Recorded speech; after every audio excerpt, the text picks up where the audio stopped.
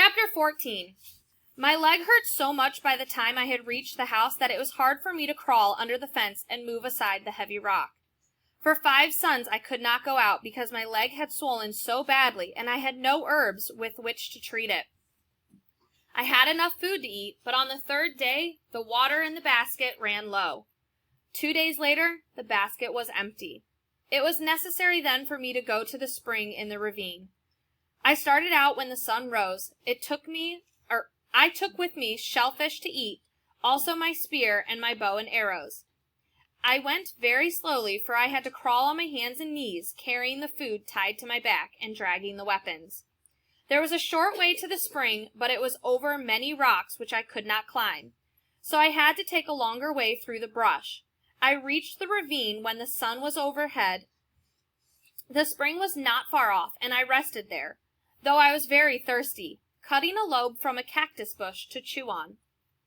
While I was resting there, sucking the juice from the cactus, I saw the big gray dog, the leader of the wild pack, in the brush above me.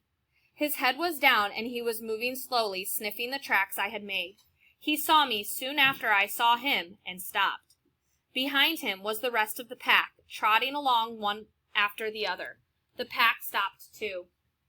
I took up my bow and fitted an arrow, but as I did this, the big dog faded away into the brush and was quickly followed by the others. In the time of one breath, they were gone. There was nothing to aim my arrow at. It was as if they had not been there at all.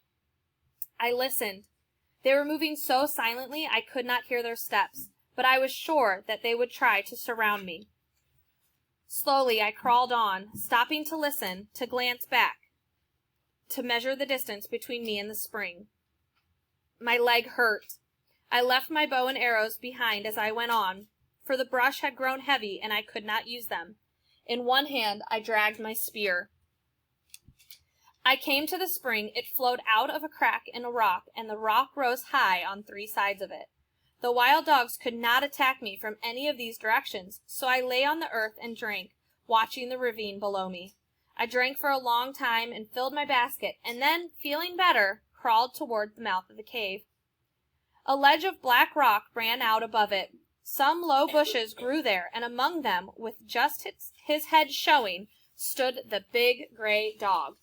He did not move, but his yellow eyes followed me, turning slowly as I drew near the cave. Another head showed behind him, and another. They were too far away for me to reach with my spear. Suddenly I saw the brush moving on the opposite bank of the ravine. The pack had split up and were waiting on both sides of the ravine for me to pass them. The cave was now in front of me. I crawled to the mouth and into it. Above me I could hear feet running and the cracking of brush, which was followed by silence. I was safe.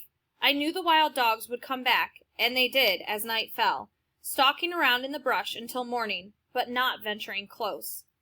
Although the mouth of the cave was small, once you were inside, it spread out and you could stand up.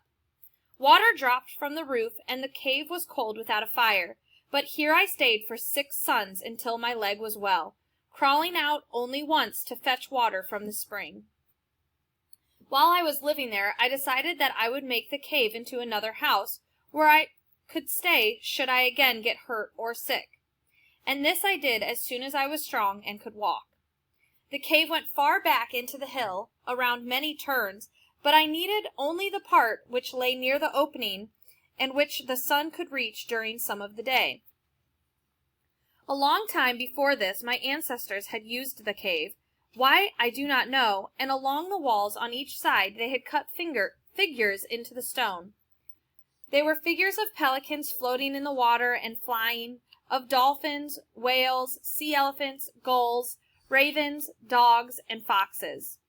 Near the opening of the cave, they had also cut 2 deep basins in the stone, which I had decided to use for storing water since they held much more than the baskets. I made shelves in the side of the rock as I had done in the other house, and gathered shellfish and seeds to store there.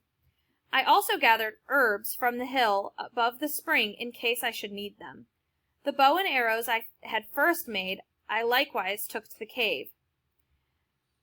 At the At the last, after I had made a good bed of seaweed and collected dry wood for my fires, I closed the opening with stones, except for a small hole at the top which I could crawl through. All this I did, thinking of the days I had been sick and without water. It was hard work, much of it a man's work, but not until I was finished did I go back to the place where the sea elephants lived. The tide was low when I reached it. Far up the slope lay the body of the old bull. Gulls had picked his bones clean, but I found what I had come for. Some of the teeth were as long as my hand, and half its width. They were curved at the tops, and some were broken, but when I had ground the best of them down with sand, I had for my work 4 good spears, broad at the bottom and very sharp at the ends. I made 2 more spears from these points, and at last was ready to go to the cave of the wild dogs.